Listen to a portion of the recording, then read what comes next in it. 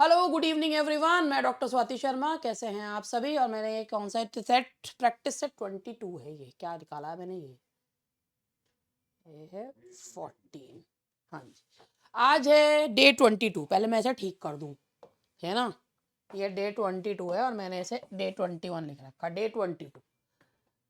देखो भाई, आज आप लोगों का जो पढ़ाने वाला है बाद, वो आज का मेरा जो सेशन है वो पढ़ाने का आज बस एलटी का यहीं तक है। कल आप लोगों के साथ मैं डिस्कस करूंगी कि बहुत ही ज़रूरी चीज़ है कि क्या करें क्या ना करें, क्या गलती आप लोग कर सकते हैं जो जिससे आपको बचना है। आप में से बहुत लोग कल निकलेंगे भी एग्ज़ाम देने के लिए। 18 के में भाई जिनको जो पहले से जाना चाह रहे हैं, हो सकता है भाई 16 में निकलें, कुछ लोग 17 में ही निकलेंगे, तो जैसा भी है। लेकिन फ़ोन तो सबके पास अभी तक रहेगा ही, तो देख सकते हैं। तो कुछ क्या गलतियों से आपको बचना है, क्या चीज़ें आप करें जिससे आप बहुत अच्छे से नंबर जो है वो स्कोर कर पाएँ, ये सारी चीज़ें मैं आप लोगों को बताऊँगी। लेकिन कल पहले मैं आज अपना सेशन जो है वो पूरा कर लूँ, जो कल मेरे क्वेश्चंस रह गए थे, यानी कि डे 21 के जो क्वेश्चंस मेरे रह गए थे, वो मैं पूरे कर दूँ, है ना भाई? तो चलो आज हम लोग जो स्टार्ट करते हैं आज का। पहले मैं एक सबसे पहले जो कल मेरे से एक गलती हुई है, पहले उसे सुधारूंगी, फिर उसके बाद आगे बढ़ूंगी। कल मैंने क्वेश्चन नंबर 60 करा था। अब पता ना हो जाता ना कभी कभी। ये था जोड फैमिली, ये आना था इसका आंसर सी, कैलिफोर्निया। और मैंने बता दिया न्यूयॉर्क। पता नहीं मैंने कौन सा जो है क्या काम करा, ये कहाँ मेरा खोपड़ी जो है कहाँ घूम रही थी। तो इस बात के लिए मैं माफी मांगना चाहूंगी और सबसे पहले कहूंगी जोड फैमिली ट्रेवल्स फ्रॉम, क्योंकि इस समय पे मुझे गलती नहीं करनी चाहिए। मतलब वही होता ना, ये होती है आयरनी कि दूसरों को बता रहे हैं यहाँ गलती मत करना और वहां गलती मत करना, और खुद गलती करके बैठ जाते हैं। ये वाली चीज होती है। और वाकई में सही बात होती है कि ना ईश्वर भी ना कभी कभी आपको आपके वहां दिखाता है कि don't try to be over smart. और वही गलती मेरे से हुई है, और उस बात के लिए मैं आप लोगों से भी, ईश्वर से भी माफी मांगूंगी कि भाई इस समय पे मुझे कोई गलती नहीं करनी चाहिए। Joad family travels from Oklahoma to California. और सही बात यह है कि इसको सही आप लोग नोट कर लें, क्योंकि ये गलती नहीं होनी चाहिए थी। कल मैंने जो क्वेश्चंस करा दिए थे वो मेरे क्वेश्चंस हो गए थे 65 तक, और उसमें कल एक में इतने इजी क्वेश्चन नहीं आएंगे, तो ये उनके लिए कि भाई साहब अगर इतना इजी क्वेश्चन था तो आपने गलती पकड़ी क्यों नहीं? अच्छा, किसी ने पकड़ी नहीं गलती? पकड़ी किसने? किसी ने भी नहीं तुम्हारे पकड़ी? स्टूडेंट ने बताया। अच्छा, एक किसी का कल कमेंट था, मैंने तो देखा नहीं है, किसी का कमेंट था कि इतने इजी क्वेश्चन नहीं आएंगे। तो देखिए भाई, क्वेश्चन इजी डिफिकल्ट हम दोनों तरीके से करवाते हैं। और इजी क्वेश्चन नहीं आएंगे तो कोई बात नहीं है। अगर क्वेश्चन इतने इजी थे तो गलती क्यों नहीं पकड़ी आपने? ये गलती मेरे स्टूडेंट्स ने पकड़ी। इससे पहले की क्लास में मेरे स्टूडेंट्स ने गलती पकड़ी और मुझे कहा मैम आपने आप न्यूयॉर्क बोल गई हो, इसका कैलिफोर्निया था। उन्होंने पकड़ी है गलती, तो आपने क्यों नहीं पकड़ी भाई साहब या बहन जी जो भी हैं आप? तो आपने क्यों नहीं पकड़ी गलती? ये मेरे स्टूडेंट्स ने मुझे बताया, और जब उन्होंने मुझे बताया तो मैंने आपको इसलिए बताने के लिए आई। और भाई देखो, ऐसी बात है जिसको ये क्वेश्चन बहुत ईजी लग रहा है ना, मैं तो कहती हूँ बहुत बढ़िया बात है, बहुत अच्छी बात है, आपकी तैयारी बहुत बढ़िया है। आप मेंस की तैयारी सीधा तैयारी पे लगिए। ये बाकी सब तो ये मोहमाया है। तो सही बात ये है, कोई कोई कोई होता क्या है ना कि कुछ लोगों का काम केवल ये होता है, और चैनल्स जो है ना अगर कोई बहुत सिंपल चीजें दिखा रहे हो, वाह वाह वाह मैडम क्या बात बढ़िया पढ़ा रही हैं आप, क्या सर क्या बढ़िया पढ़ा रहे हैं। और खास तौर पे जो, मैं एक चीज भी एक चीज बोलना नहीं चाहती हूँ, मगर होता यही है कि जब कोई औरत जो है ना खड़े होकर यहाँ पर पढ़ाना शुरू करती है ना, तो सबसे पहले उसकी टांग खिंचाई शुरू होती है कि ये औरत इतनी बोल्ड कैसे हो सकती है, ये औरत पढ़ा कैसे सकती है, ये औरत ये कैसे कर सकती है। कोई आदमी गलत भी पढ़ा रहा हो, प्रोनाउंसिएशन उसका वैलिड का जगह कुछ और हो, चाहे कुछ भी बोल रहा हो, मगर उसे कोई क्वेश्चन नहीं करता, क्योंकि ईगो से, औरत के आगे ईगो जो होती है ना, वो चाहे कोई भी हो, हमें जो है ना वो चीज नहीं करनी है। हमें जो है भाई ये ऐसे कैसे हो सकता है, इनको हम देख रहे हैं, हम इन पे एहसान कर रहे हैं, तो हम इनको जो है लेट डाउन करेंगे। लेकिन अगर कोई सर इस चीज को कर रहे हैं या कोई वो है, तो ना ना ना, इनका तो हक बनता है, एक्चुअली इन्हें ही पढ़ाना चाहिए था। तो भैया अगर बहुत सिंपल चीजें हैं तो वो ये हो सकता है, ये चीजें आपके लिए नहीं है, बनी नहीं है आपके लिए, आप तो एग्जामिनर होने चाहिए थे। खैर, जो लोग वाकई में पढ़ना चाह रहे हैं भाई, आपके क्वेश्चन के जवाब जो है वो सही आने चाहिए। और मैं तो कह रही हूँ, अपनी गलती मानने वाले कितने लोग हैं यहाँ पर, ये भी देख लीजिएगा।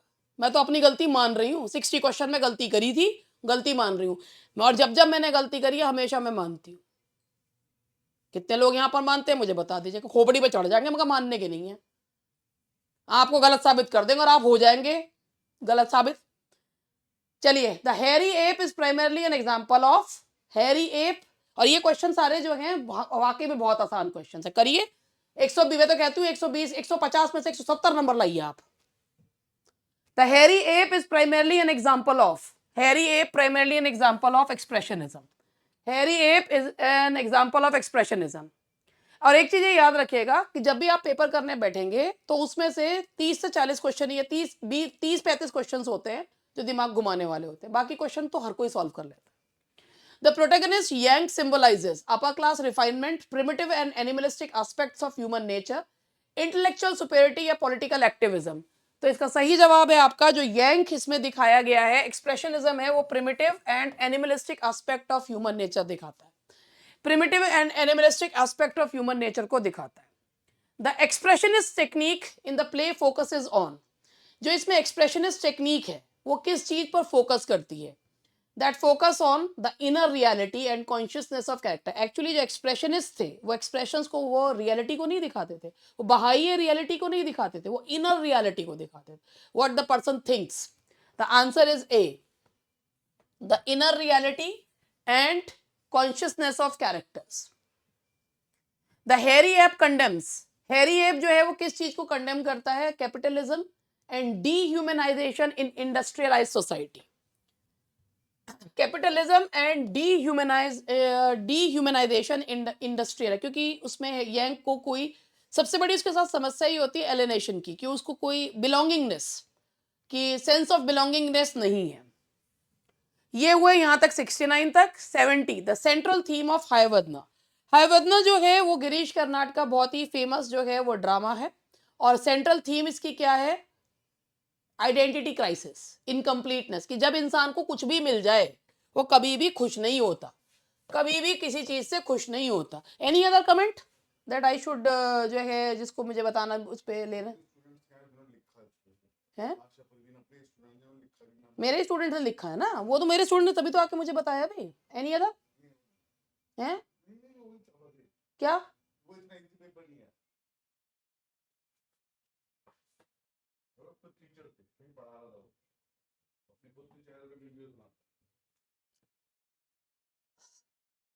अब ऐसा है कि उनको यहाँ पर मैं उनको यहाँ दिखाकर उनको काय को इतना फेमस बनाऊं।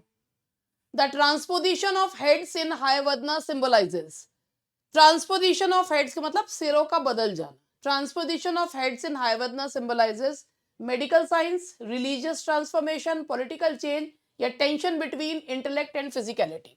तो भाई ये बात ये है, आपको इसमें याद होगा कि हायवदना जो है उसमें जो दो कैरेक्टर्स दिखाए हैं उनमें यही दिखाया है कि बेसिकली इंटेलेक्ट और फिजिकल की, अगर बॉडी चाहे कितनी भी जाए, भाई कपिल की और उसकी जो है वो दिखाया गया कि भी बॉडी चाहे कितनी भी स्ट्रांग क्यों ना हो, लेकिन अगर दिमाग जो है एक तरह से उस बॉडी पे कंट्रोल छोड़ देता है तो वो बॉडी फिर से उसी रूप में आ जाती है जैसे पहले थी।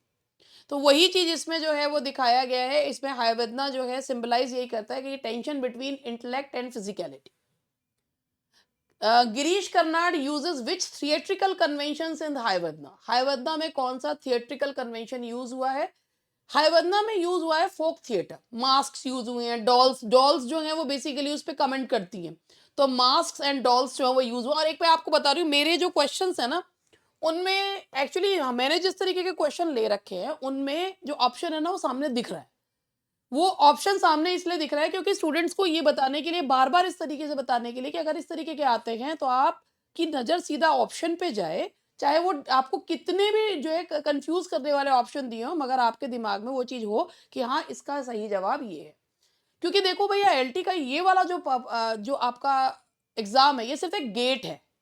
इस गेट को खोलकर, लेकिन ये गेट जब तक आप आगे तभी नहीं तब तक नहीं बढ़ पाएंगे जब तक आप इस गेट को खोल के पास नहीं करेंगे। तो ये तो एक गेट है, लेकिन हाँ कोई व्यक्ति ये नहीं सोचता कि मैं सिर्फ प्री का एग्जाम दे लूं, प्री क्वालिफाई हो जाऊं।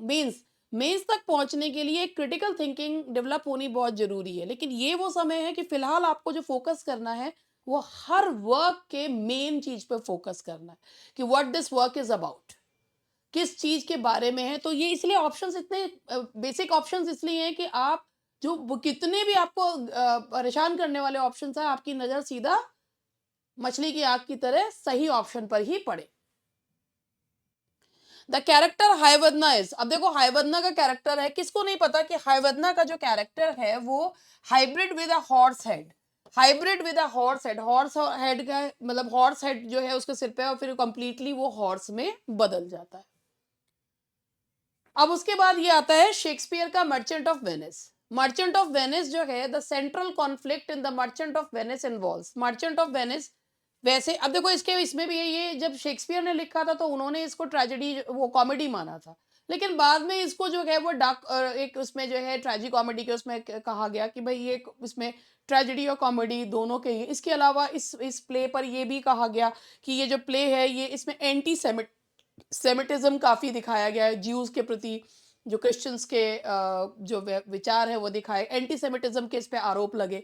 तो ये जो मर्चेंट ऑफ वेनिस में जो सेंट्रल कॉन्फ्लिक्ट है वो क्या है, सेंट्रल कॉन्फ्लिक्ट है एंटोनियो एंड बेसेनियोस शैलॉक्स डिमांड। जो सेंट्रल कॉन्फ्लिक्ट है वो वही है कि जब शैलॉक अट जाता है कि मुझको तो मेरा एक जो है एंटोनियो का 1 पाउंड फ्लैश ही लेना और कुछ लेना ही नहीं है। पोर्शियाज फेमस स्पीच बिगिंस विद, आप अगर चारों में देखें टू बी और नॉट टू बी हैमलेट का है।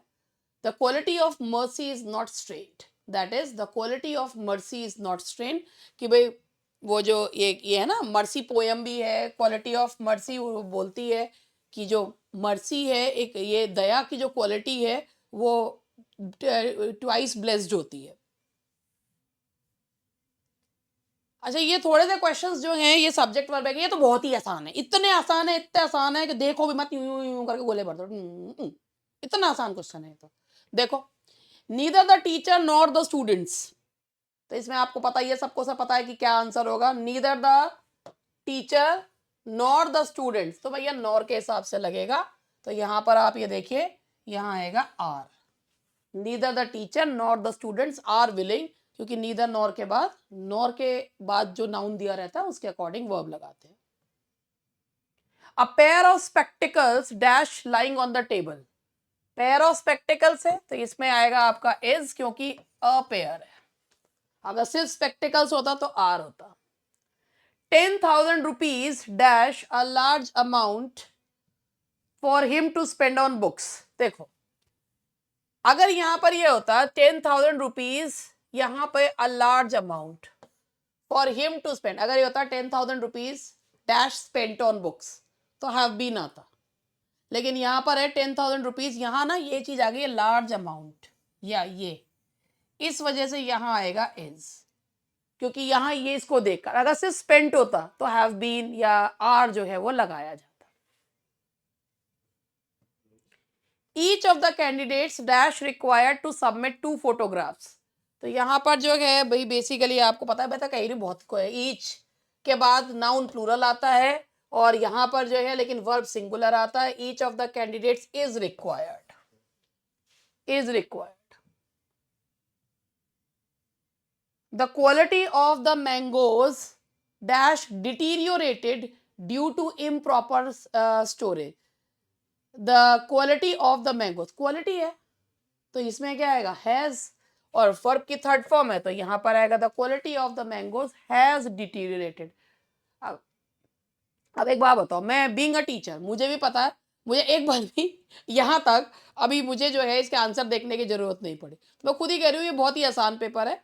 एक आप लोगों को मैं भी एक ये सलाह दूंगी कि भाई इस समय मैंने जितने भी पेपर्स कराए हैं सिंपल और मॉडरेट लेवल तक के मैंने आप लोगों को करवाए होंगे। एक मैंने आपको बहुत बढ़िया पेपर करवाया था, लिटरेरी टर्म्स वगैरह करवाया था, सब तरीके की चीज़ें करवाई हैं। बाकी तैयारी जो है आप अपनी हर तरीके की तैयारी आपको करनी चाहिए, डिफ़िकल्ट, इजी, मीडियम, सब तरीके की, जिससे आप हर तरीके का क्वेश्चन कर पाएँ और कहीं पर भी ओवर कॉन्फिडेंट ना हो, जैसे मैंने कल गलती कर दी थी। More than one student accused of कॉपिंग, जब मोर देन वन आता है तो उसमें जो है वो सब्जेक्ट हमारा मोर देन वन होता है, वन, इसीलिए हमारा नाउन भी सिंगुलर होता है और वर्ब भी। More than one student is accused of कॉपिंग, भले इसका मतलब एक से ज्यादा हो लेकिन सब्जेक्ट हमारा होता है। लेकिन अगर ऐसा होता ना मोर स्टूडेंट्स देन वन, तो स्टूडेंट्स मतलब मोर के बाद वाला सब्जेक्ट हमारा मेन सब्जेक्ट बन जाता है, लेकिन जब मोर देन वन इकट्ठा आता है तो वन हमारा सब्जेक्ट होता है। The number of applicants dash increase significantly this year. देखो अ नंबर और the number, a number means होता है मेनी और द नंबर मतलब होता है टोटल, कुल। तो इसीलिए अ नंबर जो होता है उसके बाद प्लूरल वर्ब लगाते हैं और द नंबर के बाद सिंगुलर वर्ब लगाते हैं। The number of applicants has increased significantly this year. The number of applicants has increased significantly this year. ये हो गया हमारा यहाँ तक का। अब इससे आगे बढ़ते हैं।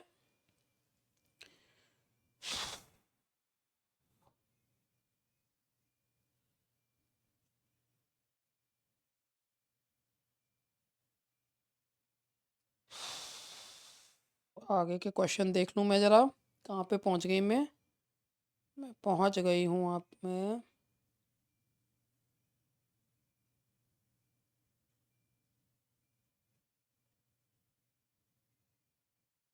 हाँ जी, नेक्स्ट है, मैं पहुँच गई हूँ अपना फ्रेजल वर्ब्स पे।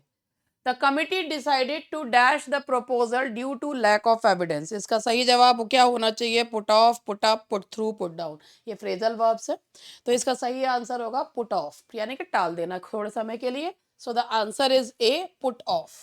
That is a, put off. She finally dash the truth after repeated questioning. इस क्वेश्चन में मैं आप लोगों को टाइम दे रही हूँ कि आप लोग देखिए इसका क्या जवाब होना चाहिए। She finally gave away, gave in, gave out, gave up. सही में लग रहा है कि बहुत भाई जिनकी बहुत अच्छी जिनकी नॉलेज है वो तो सही जवाब दे ही देंगे, लेकिन कहीं ना कहीं एक जो आता है दिमाग में कि इसका शायद गेव आउट हो सकता है। गिव अप तो नहीं, गिव अप तो मतलब होता है छोड़ देना, गिव आउट हो सकता है नहीं। जब बेमन से ही मगर किसी चीज को के आगे घुटने टेक देना, मान लेना, तो हो सकता है कि give in. She finally gave in, क्योंकि पास्ट इंडेफिनेट में है तो गेव इन द ट्रुथ, तो यानी कि सच के सामने घुटने टेक देना। The old building was dash to make space for a shopping complex. The old building was pulled down, यानी कि किसी चीज को ढा देना। He could not dash the loss of his closest friend. Get over, get across, get by, get along। आपको पता ही होगा इसका सही जवाब क्या है। किसी चीज से ऊपर उठ जाना, that's get over. He could not get over.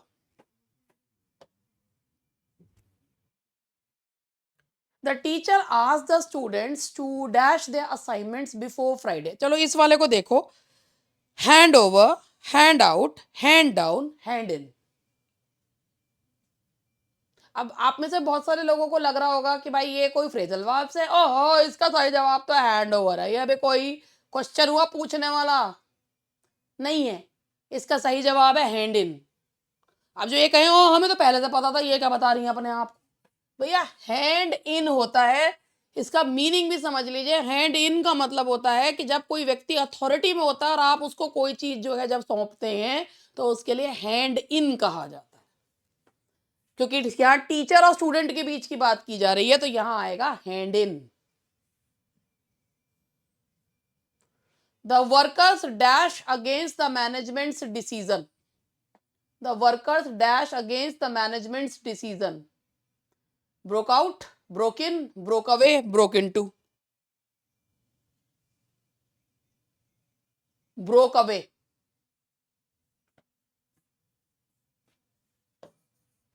हट जाना, किसी चीज से हट जाना। ब्रेक अवे मीन्स होता है किसी चीज से हट जाना। किसी ब्रोक आउट खराब हो जाना, मानसिक रूप से टूट जाना। ब्रेक इन किसी चीज में फोर्सफुली एंटर करना। और ब्रेक इन जो है यहाँ पर जो है ब्रेक इनटू का भी यही मतलब होता है। देखो ये फ्रेजल वर्ब्स हैं सारे आपके, और इन फ्रेजल वर्ब्स के देखो एक होता है ब्रेक इनटू। अब ब्रेक इनटू का भी मीनिंग बता देती हूँ मैं आपको क्या होता है। एंटर और ओपन अ प्लेस फोर्सिबली। और ब्रेक इन ये भी बता देते हैं। ब्रेक इन दैट इज, नहीं ब्रेक इन का था भाई देखो ब्रेक इन का एक तो मतलब यही था कि entering a building illegally by force, और दूसरा और भी चीजें होती हैं जैसे इंटरप्ट करना, टू इंट्रूड। और एक और चीज होता है इसका किसी को ट्रेंड करना, किसी नए टास्क के लिए ट्रेन करने के लिए भी ब्रेक इन करते हैं। और ब्रेक इन टू मतलब फोर्सिबली ब्रेकआउट करने का मतलब तो होता ही है कि टूट जाना, खराब हो जाना, तो ब्रोक अवे होगा इसका। She was dash for promotion despite her excellent performance, ये भी एक अच्छा फ्रेजल वर्ब है, मतलब ये बाकी तो बेकार से ही थे, ये भी अच्छा है। She was dash for promotion despite her excellent performance, passed away, passed out, passed over, pass through. देखो ये था पास्ड अवे, तो आप सभी को पता है पास्ड अवे का मतलब होता है मृत्यु को प्राप्त होना, ठीक है। और पास्ड आउट, पास आउट जो है, पास आउट का मतलब होता है जो फ्रेजर बेहोश हो जाना, पास आउट होता है बेहोश हो जाना, और उसके बाद सोने के लिए भी बोलते हैं वैसे ये। और पास थ्रू का मीनिंग भी समझ लीजिए, पास ओवर का मीनिंग भी समझ लीजिए, पहले पास थ्रू बता देती हूँ। पास थ्रू का मतलब होता है टू ट्रेवल अक्रॉस, कहीं से गुजरना। तो पास अवे मृत्यु को प्राप्त होना, पास आउट बेहोश हो जाना, या स्लैंग में कहते हैं सो जाना। पास थ्रू कहीं से होकर गुजरना। तो पास ओवर का क्या मतलब होता है? पास ओवर का मतलब होता है कि किसी व्यक्ति को भले ही उसने कितना भी बढ़िया काम क्यों ना करा हो, लेकिन उसको जो है फिर भी पास ओवर का मतलब होता है इग्नोर कर देना, ओमिट कर देना, fail to consider, that is pass over. Pass over मतलब किसी को इग्नोर कर देना, किसी को ओमिट कर देना, किसी को जो है क्या भागे से चल, हम तुम्हें तुम भले ही कितना भी बढ़िया काम कर लो, हम नहीं मानेंगे तो नहीं मानेंगे, that is pass over. Letter writing. In a formal letter, which of the following is the most appropriate salutation? Formal letter में सबसे ज्यादा जो appropriate salutation होता है वो होता है डियर सर और मैम। माई डियर तो जरूरत से ज्यादा, ये आप जो है मक्खन लगा रहे हैं या आप किसी व्यक्ति को जानते हैं, तो डियर का यहाँ डियर जो होता है ना वो कंप्लीटली फॉर्मल है, dear sir ma'am. Which of the following is the correct complimentary clause for an official letter? Correct complimentary clause. Yours lovingly, yours sincerely, yours with love, yours obediently होता तो भाई वो बेसिकली टीचर टॉट या उसके लिए होता है, तो yours sincerely। और ये भी मैं कई बार बता चुकी हूँ कहाँ पर sincerely लगाते हैं, कहाँ faithfully लगाते हैं। The sender's address in a formal letter is written. Sender's address. Receiver's address नहीं पूछा, सेंडर्स एड्रेस पूछा। The sender's address that is eight the top right corner. वैसे अब सब कुछ लेफ्ट में यूज किया जाता है, at the top left corner ही कहेंगे। पहले जो है फॉर्मल लेटर में राइट कॉर्नर पे होता था, लेकिन अब जो है at the top left corner ही होता है, at the top left corner. Which of the following should not appear in a formal letter? Subject, contraction, clear paragraphs, polite tone. भाई देखो फॉर्मल लेटर में कॉन्ट्रैक्शंस का यूज नहीं करते, can't के कैनॉट बोलेंगे, कांट नहीं यूज करेंगे। The answer is B. In an application for leave the subject line should ideally mention. देखो भाई एप्लीकेशन फॉर लीव लिख रहे हो तो क्या होना चाहिए आपका, जो बेसिकली जो सब्जेक्ट लाइन होना चाहिए वो क्या मेंशन करना चाहिए कि भाई क्यों आप जो है लीव पे हैं और कितने समय तक रहेंगे, reason and duration. Yours faithfully, देखो आ गई वो चीज जो मैं अभी आपसे कह रही थी, योर्स फेथफुली कहाँ यूज करते हैं? The writer knows the receiver, the letter begins with the name, the letter begins with dear sir. जब आप डियर सर और मैम लगाते हैं ना तो आप बेसिकली आप उस व्यक्ति को जानते नहीं, तो जब जानते नहीं है तो योर्स फेथफुली लगाते हैं, ठीक है। और जब आप when you know the person तो आप यूज करते हैं योर्स सिंसियरली।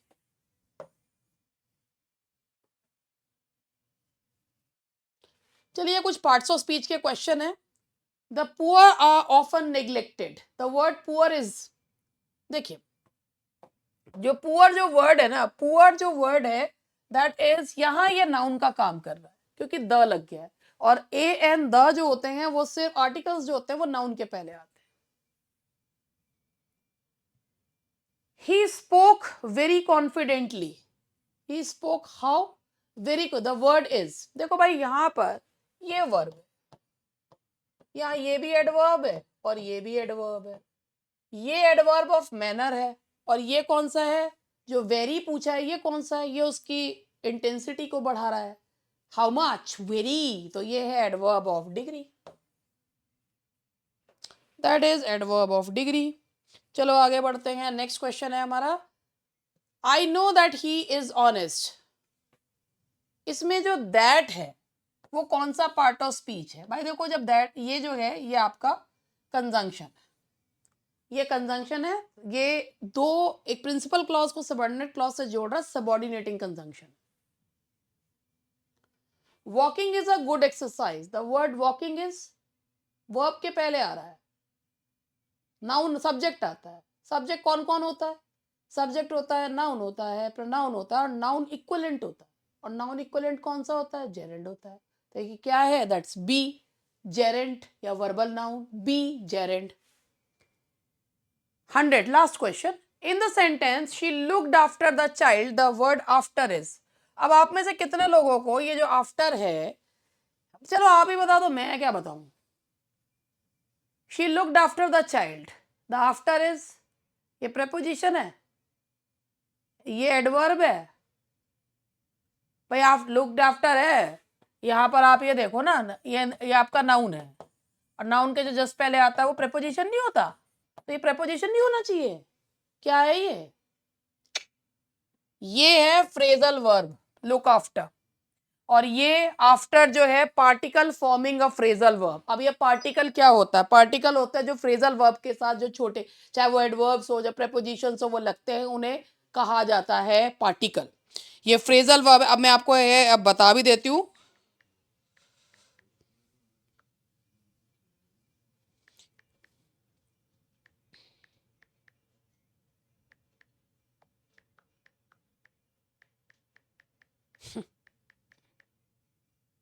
देखिए,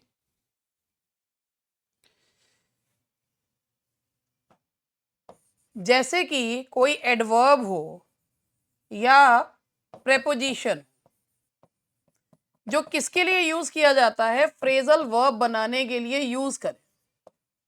फ्रेजल वर्ब आपको पता होगा, जो फ्रेजल वर्ब होते हैं वो इसीलिए फ्रेजल, क्योंकि वो प्रेपोजिशन से बनते हैं, क्योंकि उनमें वर्ब की तरह चेंजेस हो जाते हैं। जैसे लुक आफ्टर एक फ्रेजल वर्ब है, लेकिन पास्ट टेंस में है तो वर्ब में चेंज हो गया, तो वो वर्ब के साथ जो एडवर्ब लगता है, जो प्रेपोजिशन लगता है, जिसकी सहायता से वो फ्रेजल वर्ब बनता है, उसे पार्टिकल कहते हैं, उसे पार्टिकल कहते हैं। जैसे कि, और जबकि जो ये पार्टिकल होता है ना, ये अपने आप में एक फंक्शनिंग वर्ड होता है, अपने आप में एक फंक्शनिंग वर्ड होता है।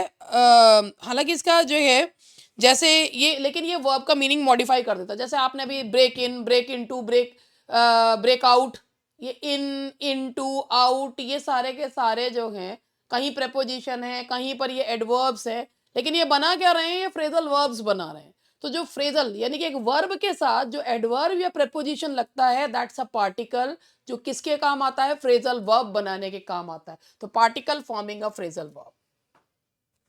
तो चलिए बस आज की कथा यहीं तक, बाकी कल मिलते हैं। तो जिनको लगता है कि भाई मुझे कुछ आता जाता है तो कल का वीडियो देख लेना है, तो कोई बात नहीं। मेरा काम था भाई, मैं तो लोगों को बताती ही हूँ कि, और जो लोग मुझे पसंद करने वाले हैं वो भी बहुत बहुत सारी संख्या में हैं, नापसंद करने वाले तो मुट्ठी भर हैं, पसंद करने वाले बहुत सारे हैं। तो वो जो है वो देखेंगे भी, और वो जो है उस चीज़ से हो सकता है थोड़ा बहुत बेनिफिट मिल जाए, कि मतलब मेरे को बेसिकली बतानी ये चीज़ें हैं, क्योंकि मुझे पॉइंट्स वगैरह सारे ये बताने हैं कि आप लोगों को, हाँ, कहाँ पर जो कैसी कैसी चीज़ें होती हैं जिनमें आप सोचते भी नहीं हो, और गलतियाँ क्या हो सकती हैं, वो मुझे बताना है, और वो मैं आपको कल बताऊंगी फ्रेश माइंड के साथ। और अब मैं आपसे यही कहूँगी कि आप लोग अब इस समय कुछ नया ना करके, जो आपके पेपर्स हैं, वो चीज़ें, वो आप लोग ज़्यादा अच्छे से करें, बजाय इसके कि अब आप लोग जो है बहुत कुछ नया पढ़ने की सोचें। 2 दिन रह गए हैं, 18 की सुबह आपका पेपर है। Best of luck to all of you. जो भाई बेस्ट ऑफ लक तो सबको है, जो मुझे पसंद करने वाले और नापसंद करने वाले दोनों के लिए। तो आप सभी को बेस्ट ऑफ लक, अपना एग्ज़ाम बढ़िया तरीके से दीजिए, और आपका जो है एग्ज़ाम अच्छा हो। तो आज के लिए बस यहीं तक, मिलते हैं कल, बाय बाय।